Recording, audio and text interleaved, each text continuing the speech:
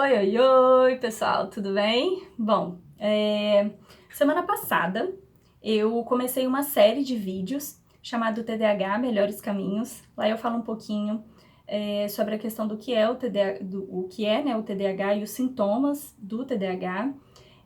Se você não assistiu, corre lá para poder assistir. E os próximos vídeos, caso você esteja interessado, por favor, se inscreve lá no canal, que aí você consegue receber notificações de todos os vídeos que eu postar, que serão feitos semanalmente, tá?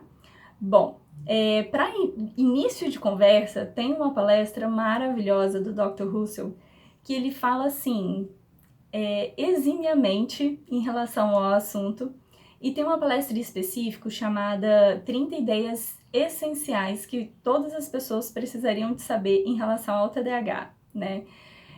Que ele é muito categórico, falando sobre a questão das causas, né, dos tratamentos, dos sintomas, né, e formas efetivas mesmo de lidar com uma criança com TDAH. E hoje, né, com o seu auxílio, eu vou falar um pouquinho sobre toda essa parte cerebral que é envolvida nesse transtorno, tá? Porque ele é um transtorno do neurodesenvolvimento. O que isso quer dizer? Que no momento da maturação cerebral, ele ocorre de uma maneira diferente dos outros cérebros, né? A maturação de muitas partes, elas são feitas tardiamente, né? Diferentemente do restante da população, tá? Bom, múltiplos fatores ajudam a fazer com que esses sintomas eles sejam mais ou menos evidentes. Fatores esses que podem ser socioambientais, por exemplo, podem ter comorbidades envolvidas como transtorno de atenção, de ansiedade, a questão da depressão, a questão do transtorno opositor desafiador, dentre outros. A gestação, por exemplo, né, no momento da concepção ali, do feto, né, do desenvolvimento cerebral ali do feto, e principalmente questões genéticas, né, fatores genéticos ali. O que a gente pode saber é que esses fatores, por exemplo, de comorbidade e de socioambientais, eles não são as causas, eles ajudam, contribuem para que o transtorno seja mais ou menos evidente, tá bom? Só para vocês, para a gente diferenciar aí. Bom, e existem várias áreas cerebrais, né, envolvidas, e eu vou falar um pouquinho de cada uma agora, tá bom? Bom, a primeira área que eu vou falar é sobre o lobo frontal, né, que ele é responsável pelo planejamento de ações e movimentos. Então, aí a gente já começa a falar um pouquinho sobre crianças que não têm muito equilíbrio, que são mais desajeitadas, né, que todo mundo chama, entre aspas, de destrambelhada, que quebra as coisas muito fácil, que a parte motora da criança às vezes tem um pouco mais de tremor, enfim.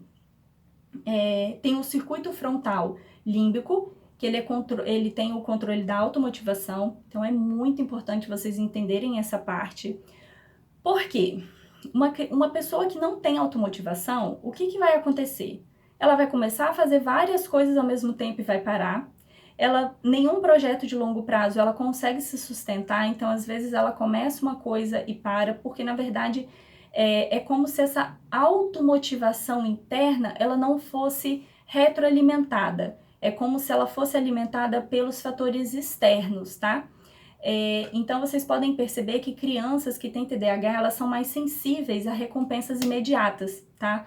Um elogio, por exemplo, elas acabam sendo mais necessário, tá? Esse tipo de reforço social, arbitrário, enfim, reforços que vêm do ambiente para que essa automotivação, ela ajude nessa autorregulação, tá? Da motivação. Bom, tem o córtex pré-frontal, que ele é responsável por diferenciar pensamentos conflitantes, consequências futuras e previsões, gerenciamento de metas definidas, expectativas baseadas em ações e controle social, planejamento, tomada de decisão, controle inibitório, atenção e memória de trabalho. Então aí a gente já começa a conversar um pouco, por exemplo, pensamentos conflitantes, ou seja, quando tem uma situação ou uma mudança no ambiente, ele tem mais dificuldade de ter resiliência, né? De resolver aquele problema rápido. Não, então já que aconteceu aqui, vamos por aqui. Ela tem essa dificuldade mesmo, tá, pessoal? Então, ajudar essas crianças a acharem soluções para alguns problemas que podem acontecer no meio do caminho é extremamente importante, tá? Questão de memória de trabalho. Memória de trabalho é memória de curto prazo. Então, assim, se a criança tem alteração na memória de curto prazo, como que ela faz para poder aprender? É como se você estressasse o corpo mais rápido, né? E aí a criança acaba aprendendo e acaba esquecendo. Por isso que tantas crianças, você fala, nossa senhora, mas você já viu aqui 5 vezes e você não decorou, não é possível, né? Justamente por essa sobrecarga que acontece na memória de trabalho, e aí constantemente ela acaba não selecionando esses estímulos de maneira correta para levar para a memória de longo prazo, tá? E aqui vem, né, questão de tomada de decisão, controle inibitório, então aí a gente já começa a falar da parte social da criança, né, de às vezes falar demais, de não conseguir se controlar, ou de falar uma coisa que não deve, enfim. Tem os núcleos da base, que eles são responsáveis pelos movimentos motores voluntários, aprendizagem de ações automáticas, então eles têm um pouco mais de dificuldade de aprender coisas automáticas, como dirigir um carro, por exemplo, né? Movimentos oculares, cognição e emoção. E aí é que a gente começa a entrar nessa questão da emoção, né? De autocontrole, autorregulação, enfim. Tem o córtex cingulado anterior, que ele fala um pouco da alocação da atenção, aí vem essa questão do déficit de atenção, né, da característica principal que todo mundo sabe. Antecipação de recompensa, tomada de decisão, ética e moralidade. Então, por isso que muitos deles adoram quebrar uma regra, né, justamente porque eles têm essa dificuldade e visibilidade, né, do que é certo, do que é errado, por que isso é errado, por que isso é certo afinal, né? Emoções, atenção, controle de impulsividade, tá, galera? E aí tem o corpo caloso, que ele faz a comunicação entre os dois hemisférios, tá? Atua na designação de tarefas para os hemisférios, ele ajuda ali a decidir qual é das duas partes ali do cérebro que vai definir, né, qual é a atividade que aquela atividade vai ser feita. E o cerebelo, que ele é responsável pelos reflexos, movimentos e tônus muscular, mas tem várias pesquisas que revelam agora, que apontam, né, mas não está totalmente comprovado, dizendo que essa parte, o cerebelo, que fica aqui assim, ó, atrás, ele é responsável também pela memória de curto prazo, né, atenção, emoção, controle de autos impulsivos e etc. Então, gente, vocês percebem como tudo se junta, tudo se mistura? E o quanto é importante a gente entender essa parte da cognição, essa parte, sabe, da neurologia mesmo, porque aí tudo começa a fazer sentido, e aí você consegue entender o porquê daqueles sintomas todos, sabe? E aí a gente percebe que não é assim, a criança não é que a criança quer fazer isso, ou porque ela gosta, né, de quebrar regras, por exemplo.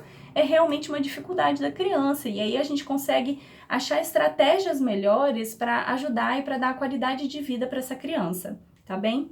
Bom, caso vocês queiram saber mais, né, sobre essas condições, esses transtornos, tem o Medium, que eu vou deixar aqui embaixo, né, no canal, para vocês irem lá e assistirem.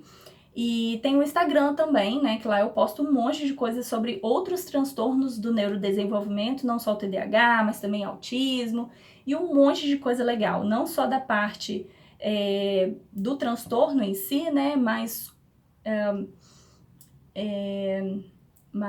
coisas importantes que você consegue estar trabalhando com essa criança, não só em casa, mas também no colégio, né, em outros ambientes, para ajudar aí, né, aos mães, os cuidadores, enfim, a tá trazendo mais qualidade de vida para essas crianças e para toda a família em volta, né, porque aí todo mundo acaba se beneficiando, tá bom, pessoal? Um beijo e até semana que vem, tá? Não se esqueçam, semana que vem tem um vídeo falando sobre a primeira parte dos principais tratamentos do TDAH.